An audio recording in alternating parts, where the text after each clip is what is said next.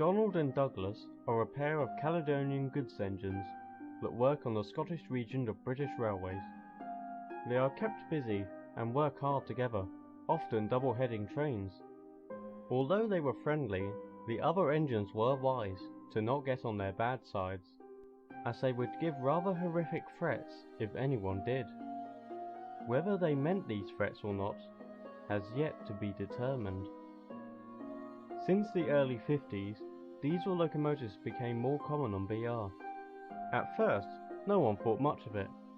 However, over time, they soon realised that diesels weren't just here to improve the railways, they were here to replace. One of these was a Class 42 warship that came from a factory in Barrow. He was simply referred to as Diesel 5 and was allocated to the same shed Donald and Douglas resided in. I see this place has yet to be rid of oversized kettles, he said disapprovingly. I hope that's not the only attitude you have, snapped Donald. If it is, you won't last long here. Are you threatening me, 57646? Don't you dare call him by his number, interrupted Douglas. He has a name, just like any proper engine. Unlike you. Don't talk to me like that. I'm the future of the railway, and you and your kind are dying out. Show me some respect. We only give respect to those who give it back, and you have shown no such thing since arriving. Before the engines could exchange any more insults, Diesel 5 was called to pull a goods train and left. The twins were furious. Who does that shoebox on wheels think he is? What should we do? Pondered Douglas. I'm not sure. He's only given words so far, but if he does something to us or anyone else, then we'll think of something.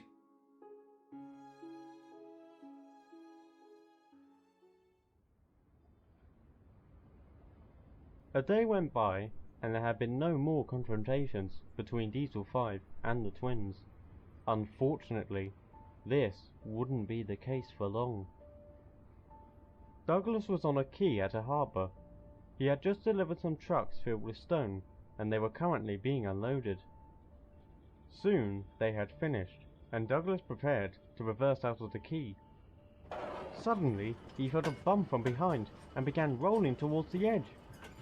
His driver slammed on the brakes and Douglas screeched to a halt, just as his first pair of driving wheels left the rails. Help! Someone help!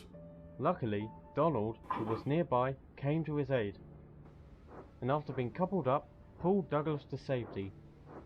Oh, thank you, Donald. Thank you. What happened, Dougie? Did your brakes fail? No, someone pushed me from behind, but I don't know who did it. Unbeknownst to them, Diesel 5 was watching them, cursing under his breath. Damn, I was so close to getting rid of him.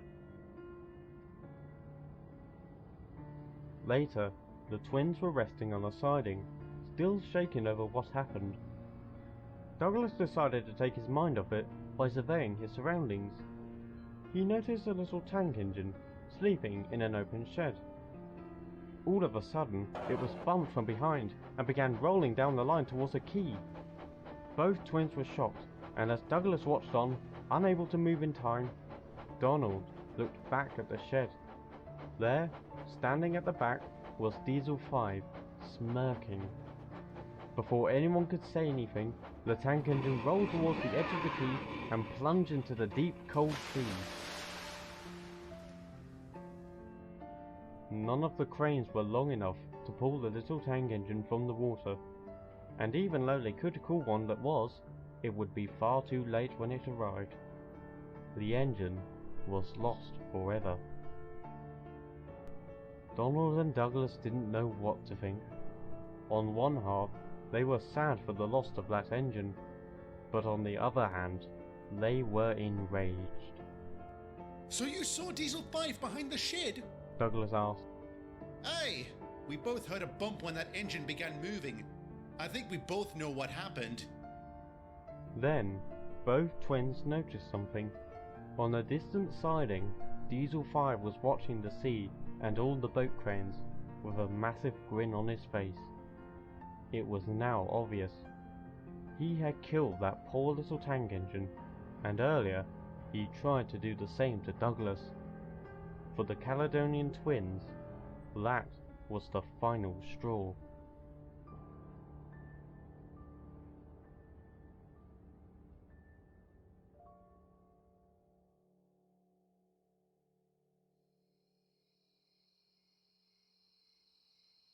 That evening, Diesel 5 was in a goods yard, preparing to leave. He had just delivered the train there, and was currently filling up on fuel.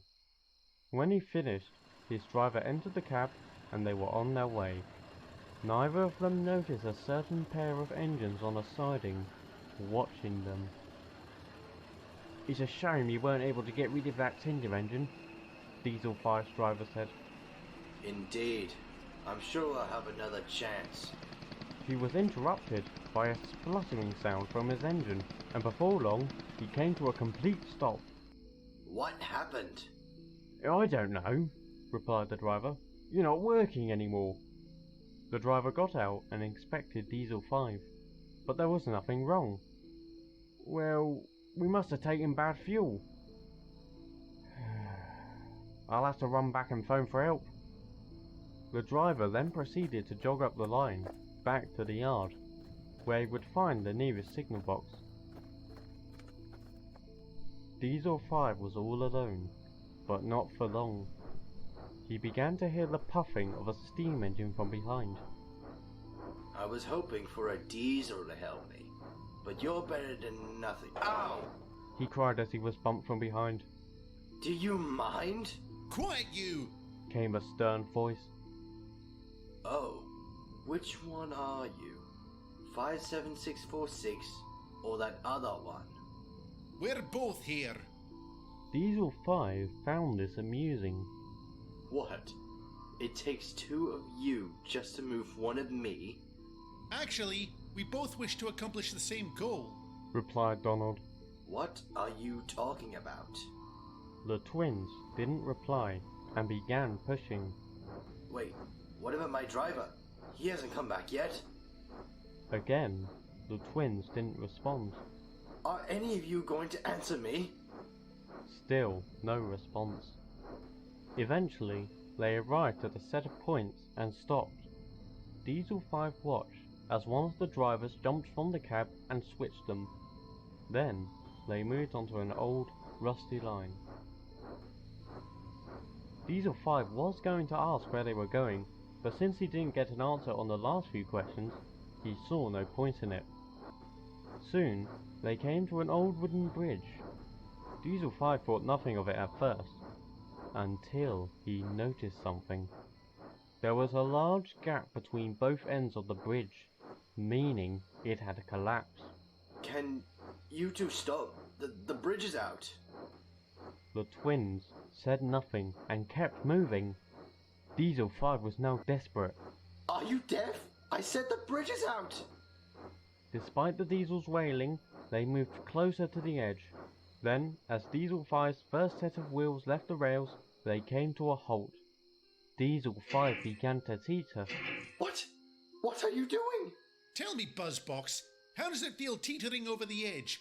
Donald questioned. How does it feel knowing you could fall? What do you think it feels? It's bloody terrifying! Now pull me back! Now you know how I felt when you tried to push me off the quay. Not to mention that tank engine you sent flying into the bloody sea. Diesel 5's mouth dropped. How did you know? Did you think no one would notice the way you reacted to that engine's death? Donald answered. You might have hidden from the workers and manager, but you didn't hide from us. So we decided to make sure you can't harm anyone else. Of course, we had to get you to a standstill, added Douglas. So we contaminated the fuel in that goods yard with our water. Considering the length of the journey home, we knew you couldn't get back without taking some more. This was all planned? Please, I swear it was an accident. I never meant for that engine to fall in the ocean. I thought his brakes were... Don't give me that rubbish! Bellowed Douglas. As Donald said, we saw your reaction. That big grin on your face when the engine was announced dead. Your intentions were clear, and you achieved them. And you claim you're doing better? If I fall, the blood will be on your buffers. You're attempting murder. Murder! Then, Diesel 5 heard the cracking of wood beneath him. He soon realised that this bridge wasn't designed for engines his weight. Donald and Douglas wisely moved back onto land. Murder, you say? Well, how does it matter if the victim in question committed murder himself? Aye. You see, Diesel 5, this isn't murder. This is punishment!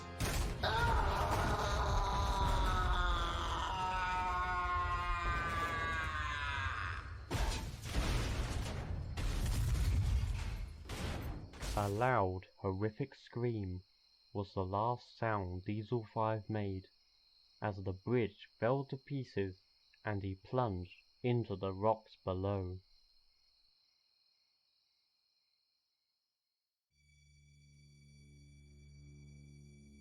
No one ever did find out about the act Donald and Douglas committed on that night, but Diesel 5's absence didn't go unnoticed. His remains were eventually discovered by a breakdown gang, all of which were taken to crew for scrap. The workmen assumed that the driver left the engine to do something and forgot to put the brakes on properly, resulting in him rolling on his own. That was until the driver himself told them about the breakdown and that it must have been contaminated fuel, which was later confirmed by an inspector. In the end, no one had an answer to what happened to Diesel 5 that night. At one point, he was on the main line, and the next, at the bottom of where a bridge once stood. Shortly after the incident, some shocking details regarding Diesel 5's life on BR were recently uncovered. After hearing reports from eyewitnesses, Donald and Douglas discovered that that tank engine at the harbour was the 5th victim to Diesel 5. He was the cause of the deaths of 4 other steam engines, either by being pushed into the ocean or down large hills. It was also revealed that his driver had allowed him to commit these horrible deeds and was promptly arrested. After that, not much more was said on the matter. The death of Diesel 5 was still a mystery, but considering his crimes, no one thought much of it. As for Donald and Douglas, they admittedly had some guilt regarding their actions. On one buffer, it might have been wise if they brought Diesel 5 and his driver to the authorities and let them deal with it, but on the other buffer, he had taken the lives of 5 innocent engines, and it would have been 6 if Douglas wasn't saved by his twin. They eventually came to the same conclusion. No matter how it would have went, Diesel 5's fate was sealed.